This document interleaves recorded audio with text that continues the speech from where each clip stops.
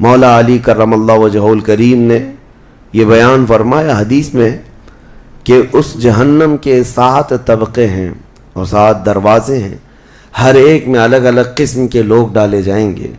مشرکین کا دروازہ الگ ہے، منافقین کا الگ ہے، کفر کرنے والوں کا الگ ہے، اور اس کے علاوہ جو ہمیشہ رہنے والے تو یہ ہو گئے، پھر جو عذاب چکھنے والے ہیں، چغل خوروں کا دروازہ ہے، سود خوروں کا دروازہ ہے، زنا کرنے والوں کا دروازہ ہے، چوروں کا دروازہ ہے۔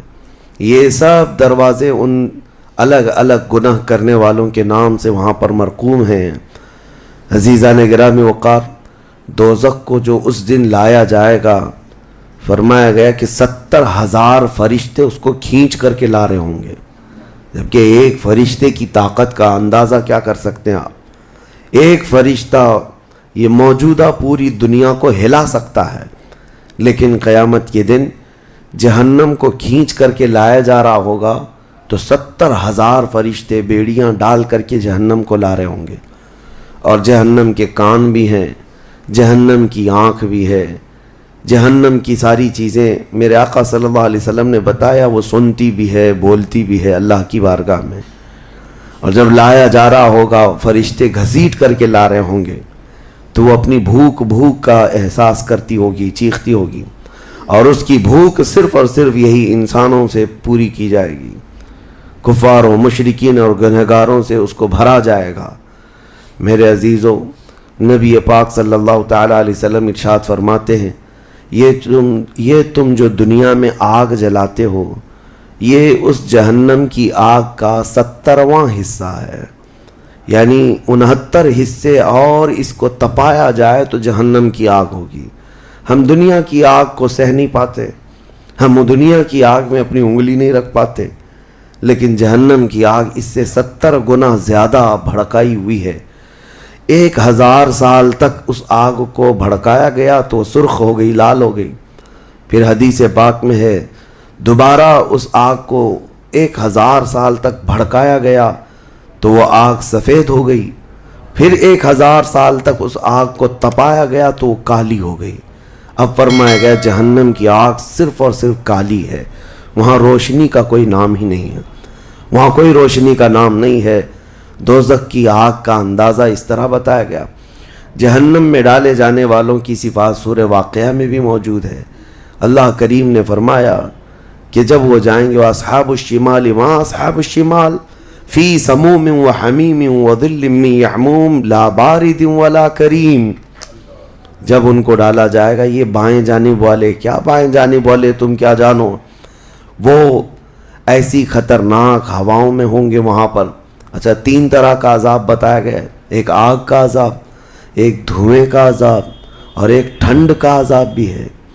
ٹھنڈ کا عذاب یعنی ایسی برفیلی جگہ کہ جو ہڈیوں کو گلا دیا کرتی ہے، وہ عذاب بھی وہاں پر ہے۔ زمہریر اس کو قرآن میں فرمایا گیا۔ تو وہاں ایک دخان بھی ہے، اللہ تعالیٰ نے فرمایا دھواں کا عذاب، جس سے دم گھٹتا ہے، جس سے سانس نہیں لے سکتا آدمی۔ یہ تینوں طرح کے عذاب ہیں۔ کھانے کے لیے تھوہڑ کا ایک درخت، تھوہڑ اس کو کہا گیا، شجرۃ الزقوم، یہ کانٹے دار ایک درخت۔ جب جہنمی بھوک کی شدت کا احساس کر رہے ہوں گے کہ ہمیں کچھ کھانا دیا جائے، تو ایک کانٹے دار درخت ہے جس کو تھوہڑ کا پھل کہا جاتا ہے، وہ دیا جائے گا۔ وہ اتنے کانٹے بھرا ہوا ہوگا کہ اس کو جب دوزخی کھائے گا تو اس کے گلے میں سے اٹک کر کے کانٹے حلق سے باہر آئیں گے، اس کی گردن سے کانٹے باہر نکلنے لگ جائیں گے، نہ وہ اندر جاتے ہیں نہ باہر آتے ہیں۔ اس پھل کی کیفیت یہ ہے، تو پھر وہ شدت سے چیخ مار کر کے کہیں گے کہ ہمیں پانی تو دیا جائے، تو اب مائے حمیم دیا جائے گا۔ مائے حمیم کیا ہے؟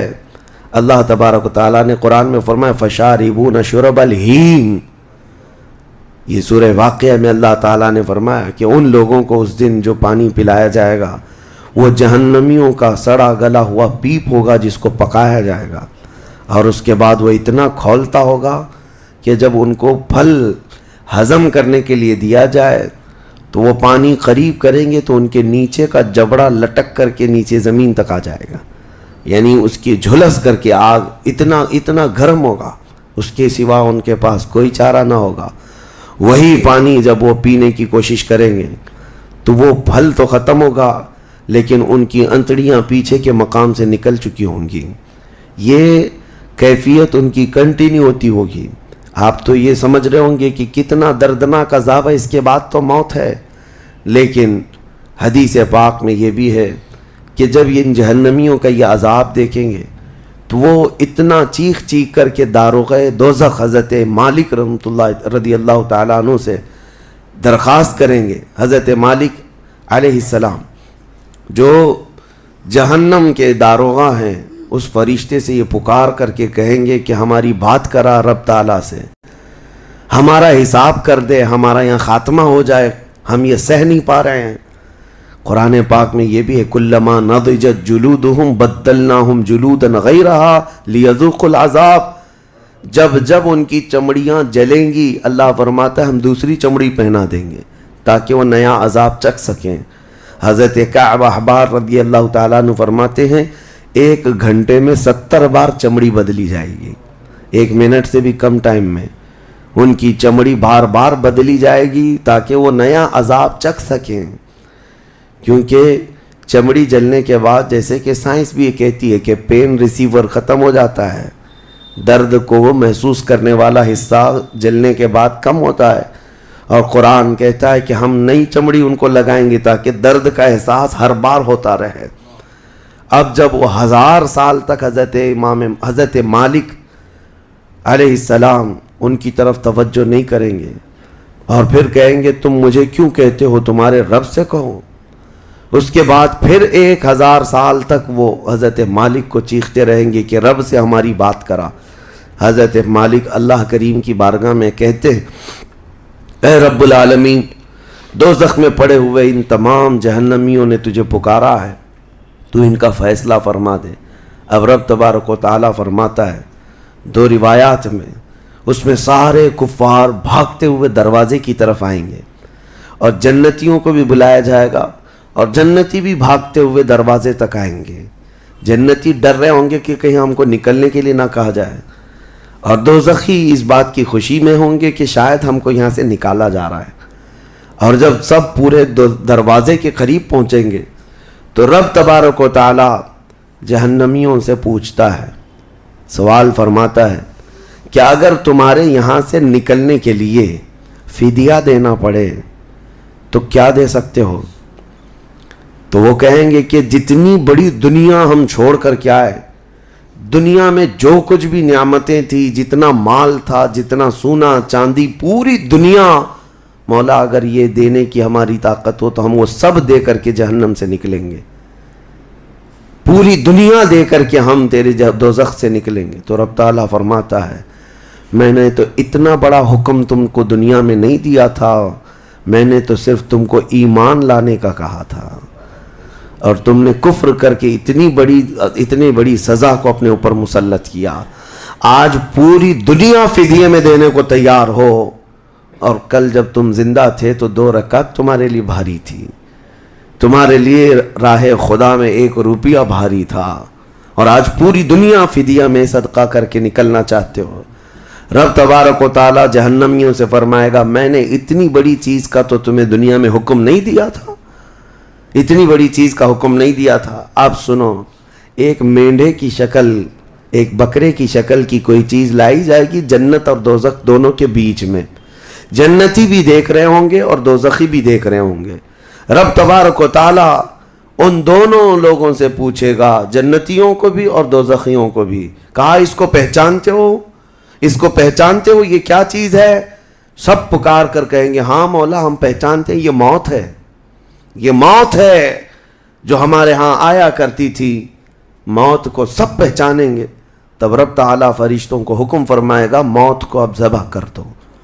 موت کو سب کے سامنے ذبح کر دیا جائے گا، ایک مینڈھے کی شکل کی چیز لا کر کے، اور رب تعالیٰ اس وقت فرمائے گا اب نہ جنتیوں پر موت آئے گی نہ دوزخیوں پر موت آئے گی، موت ہے ہی نہیں، تو اب جس کو جو سہنا ہے وہ سہنا ہوگا۔ تم 10 بار جلائے جاؤ گے تو بھی مرنا نہیں ہے، تم 10 بار کاٹے جاؤ تو بھی مرنا نہیں ہے۔ اب رب تعالیٰ قرآن میں فرماتا فی ناری جہنم و فیہا خالدون، دوزخ کے عذاب میں، دوزخ کی آگ میں ہمیشہ ہمیش کے لیے چلے جاؤ۔ میں نے خطبے میں یہی آیت شروع میں پڑھی تھی، سأصلیہ سقر وما ادراک ما سقر۔ اللہ فرماتا ہے میں تمہیں جھونک دوں گا دوزخ میں، اور تم کیا جانتے ہو کہ دوزخ کیا ہے؟ دوزخ کیا ہے؟ اللہ تعالیٰ نے قرآن پاک میں اس کے متعلق فرمایا ہے وما ادراک ما ہی نار حامیہ۔ تمہیں پتہ ہے کہ یہ کیا ہے؟ کہ اس دن دوزخ کے سلسلے میں، اور نبی پاک صلی اللہ تعالیٰ علیہ وسلم سے جبرائیل امین نے قسم لے کر کے فرمایا یا رسول اللہ صلی اللہ علیہ وسلم، اگر دوزخ کے اندر سے ایک سوراخ کھول دیا جائے دنیا کی طرف تو پوری دنیا صرف اس سوراخ کی گرمی سے مر جائے گی، پوری دنیا میں موجود لوگ ختم ہو جائیں گے اگر ایک سوراخ دوزخ کا کھول کر کے دنیا کی طرف کر دیا جائے۔ اور یہ بھی فرمایا کہ جو جہنم کے فرشتے ہیں عذابات دینے کے لیے، ان فرشتوں میں سے ایک فرشتہ بھی دنیا میں اتر جائے تو اس کی ہیبت سے لوگوں کے بھیجے پھٹ جائیں، اس کی ہیبت سے لوگ زمین بوس ہو جائیں، بے ہوش ہو جائیں، ایک فرشتے کو دیکھنے کی تاب نہیں رکھتے دنیا میں۔ عزیزان گرامی وقار، وہ ہے دوزخ، یہ ہے جہنم، جس کی متعلق ابھی میں نے جو کہا وہ شاید 5% بھی نہیں کہا ہوگا، مختصر سی بات میں اس لیے آج یہ آپ کے سامنے رکھا کہ لوگوں کو یہ ہلکا لگتا ہے کہ دوزخ سے آزاد ہو رہا ہے، کوئی جیل ہے کہ یہاں سے آزاد ہو گیا، پہلے وہاں پر بھی کھانا پانی سب چل رہا تھا۔ دوزخ، جہنم، جس کے تصور سے رونگٹے کانپ جائیں جسم کے اندر۔ صحابہ ڈرتے تھے، اولیاء ڈرتے تھے، انبیاء ڈرتے تھے، جن کے لیے میرے آقا صلی اللہ تعالیٰ علیہ وسلم نے بشارت دے دی تھی جنت کی، اس کے باوجود وہ خوف سے تھراتے تھے۔ دوزخ کا ذکر آتا قرآن پاک میں تو اللہ نے سورہ فجر میں فرمایا کلا اذا دکت الارض دکن دکا وجاء ربک والملک صفا صفا وجیء یومئذ بجہنم۔ یہ وہ دن ہوگا جب پوری زمین ہلا دی جائے گی، ہلا دی جائے گی، سب کچھ ہل جائے گا، اور فرشتے صف در صف اللہ کی بارگاہ میں ہیبت سے کھڑے ہوں گے، کسی کی بات کرنے کی ہمت نہیں ہوگی، اور اس وقت دوزخ کو لایا جا رہا ہوگا۔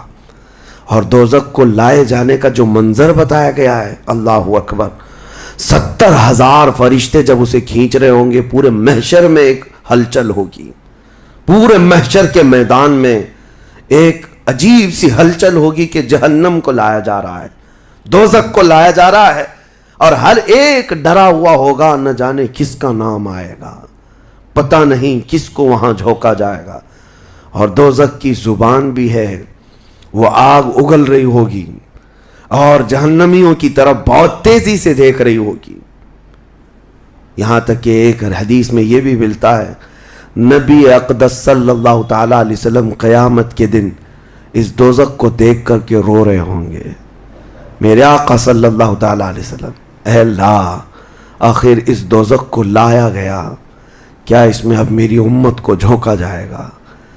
حضور اکرم صلی اللہ تعالیٰ علیہ وسلم اس دن دوزخ کے ان حالات کو دیکھ کر رو رہے اللہ کریم کی بارگاہ میں۔ عزیزان گرامی وقار، اس سے آزادی کے لیے جو اولیاء کرام رویا کرتے تھے وہ معمولی چیز نہیں ہے۔ آج تو ہماری کیفیت یہ ہے دوزخ دوزخ دوزخ، کچھ رہ نہیں گیا، ہلکے انداز میں بولنا، ہلکے انداز میں سن لینا اور چلے جانا۔ کیا ہمارے دلوں پر کچھ اثر ہوتا ہے؟ کیا ہماری آنکھیں بھیگتی ہیں اس نعرے دوزخ سے جس کا صرف اور صرف تذکرہ سن کر کے ہمارے اندر ایمان ہو تو تڑپ جانا چاہیے کہ اے اللہ میں تیری دوزخ کے عذاب کو سہنے کے قابل نہیں، آج موم بتی میں میری انگلی جل جائے تو میں برداشت نہیں کر پاتا، تو پھر اس دوزخ کا کیا حال ہوگا جس کے متعلق حضور صلی اللہ علیہ وسلم فرماتے ہیں دنیا کے جتنے بڑے اونٹ ہوتے ہیں اتنا بڑا تو دوزخ کا ایک بچھو ہوگا، ایک بچھو ہوگا، اونٹوں کے برابر کے بچھو ہوں گے، اور سانپوں کا ڈنک ایسا ہے کہ وہ سانپ کا ڈنک کسی پہاڑ پر بھی یہاں کے وہ مار دے سانپ دوزخ کا تو پہاڑ کے اندر ٹکڑے ٹکڑے ہو جائیں، پاش پاش ہو جائے، لیکن یہ سب دوزخیوں پر مسلط کیا جائے گا۔ نبی اکرم صلی اللہ تعالیٰ علیہ وسلم سے پوچھا گیا ہلکا عذاب کیا ہے؟ آپ فرماتے ہیں آگ کی جوتیاں پہنائی جائیں گی جس کی گرمی سے تانبے یا پیتل کی پتیلی میں کوئی پانی جیسا پکتا ہے، ایسا اس کا بھیجا پک کر ابل رہا ہوگا، اور وہ یہ سمجھے گا کہ میں سب سے بڑے عذاب میں مبتلا ہوں۔ حضور فرماتے جبکہ وہ سب سے ہلکے عذاب میں ہوگا، اور جو دردناک عذاب ہے، جو ذلت والا عذاب ہے، جو بڑا عذاب ہے، اس کا تو اندازہ ہی نہیں۔ لیکن یہ تمام حالات اس رمضان کے اخیر عشرے میں اسی لیے عرض کر رہا ہوں کہ یہ عشرہ وہ مبارک ہے کہ جس کے متعلق حدیث میں ہے کہ اس میں اللہ تعالیٰ بہت سارے لوگوں کو دوزخ سے آزاد کرتا ہے۔ وہ کون لوگ ہوں گے جو دوزخ سے آزاد ہو رہے ہوں گے؟ کاش ان کو طلب ہوتی کہ ہم دوزخ سے آزاد ہوتے اس آخری عشرے میں، ورنہ آخری عشرے میں تو لوگ رات بھر کیرم کھیلنے میں گزار رہے ہیں، رات بھر فٹ بال اور کرکٹ کھیل کر کے، جبکہ بخشش کی راتیں ہیں۔ اللہ کریم ارشاد فرما رہا ہے ان راتوں میں مجھ سے مانگ لو، میں تمہیں جہنم سے آزاد کروں گا۔ کس کو پڑی ہے؟ کس کو پڑی ہے؟ ہر کوئی یہ سوچتا ہے کہ رات کس طرح سے بتائیں۔ لوگ اپنے رات کے ٹائم پاس کرنے کے لیے الگ الگ ہیلے بہانے ڈھونڈ رہے ہیں۔ کسی کو لوڈو کھیلنا ہے، کسی کو کیرم کھیلنا ہے، کسی کو کرکٹ کھیلنا ہے۔ او امت مصطفیٰ، تمہاری قسمت کیا ہو گئی؟ تمہاری سوچیں اور تمہاری فکریں کیسے بدل گئی؟ زندگی تو کھیل کود میں گزری ہی ہے، کیا یہ آخری عشرہ بھی تم اسی طرح کھیل کود میں گزارو گے؟ وہ رحمان رب ذوالجلال جس کی ہیبت سے ملائکہ کانپ رہے ہیں، ملائکہ تمہاری طرف دیکھ کر کے کیسے رشک کرتے تھے، لیکن آج کیا ہو گیا تمہارے اوپر؟ آج بھی ملائکہ دیکھ رہے ہوں گے، اور اللہ کریم روزانہ پکار رہا ہے اس امت کو، لیکن یہ امت اس کی طرف توجہ نہیں کرنا چاہتی۔ کسی کو مانگنا نہیں ہے کہ مولا ہماری بخشش کر دے۔ تراویح میں بھی تو ایسے بھاگتے ہیں جیسے لگتا ہے کہ باہر ان کا سامان چھوٹ گیا ہے، ایسے فوراً مسجد سے بھاگ کر چلے جائیں۔ تمہیں 1 گھنٹہ اللہ کے گھر میں بھاری پڑ جاتا ہے، کوئی حافظ اگر 10 منٹ زیادہ کر دے تو اس کے اوپر بمباریاں ہو جاتی ہیں۔ لوگوں کو ایسا لگنے لگتا ہے جھیلا دیا آج تو اس نے، کس کام میں؟ ارے میرے عزیزو، جو جنتی خواتین کی سردار ہے میرے مصطفیٰ کی بیٹی، سجدے سے سر اٹھاتی تھی صبح کے وقت، پھر یوں کہتی تھی کہ مولا تیری راتیں کتنی چھوٹی ہو گئی کہ میرا سجدہ پورا نہیں ہو پاتا، تیری راتیں کتنی چھوٹی ہو گئی کہ میرا پورا سجدہ نہیں ہو پاتا، اور تم یہاں پر رکعتوں کو گن گن کر کے بھاگنے کے فراق میں ہو۔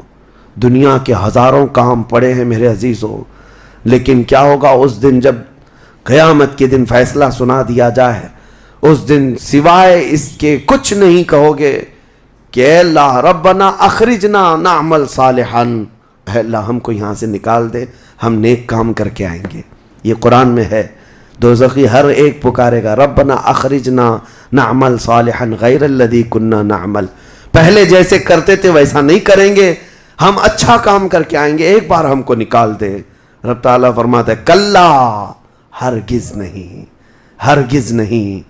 اللہ فرماتا ہے اب اس کے بعد کوئی موقع نہیں، اور جہنم کا دربان خود ان سے پوچھتا ہے الم یاتیکم نذیر، کیا تمہارے پاس کوئی ڈر سنانے والا آیا نہیں تھا؟ وہ کہیں گے قالوا بلا، ہاں آیا تو تھا، آیا تھا، ہم کو دوزخ کے متعلق بتایا تھا۔ فکذبنا وقلنا ما نزل اللہ من شیء، ہم نے تو جھٹلا دیا تھا، ہم نے تو کہہ دیا تھا کہ اللہ کی طرف سے کیا چیز آئی ہے۔ سورہ ملک پڑھو تبارک، اس میں بھی اللہ تعالیٰ نے فرمایا اذا القوا منہا، یعنی جب کبھی اس میں ڈالے جائیں گے تیز چنگھار سنیں گے اور ان کو تانے دیے جائیں گے جہنمیوں کو۔ میرے عزیزو، وہ کون سے اعمال ہیں جو لے کر کے جاتے ہیں؟ وہ ایک لمبی فہرست ہے۔ سب سے پہلی چیز اللہ کے ساتھ شرک کرنا اور کفر کرنا، یہ ہمیشہ ہمیشہ کے دوزخی ہے، شرک اور کفر میں ہمیشہ دوزخ میں رہے گا۔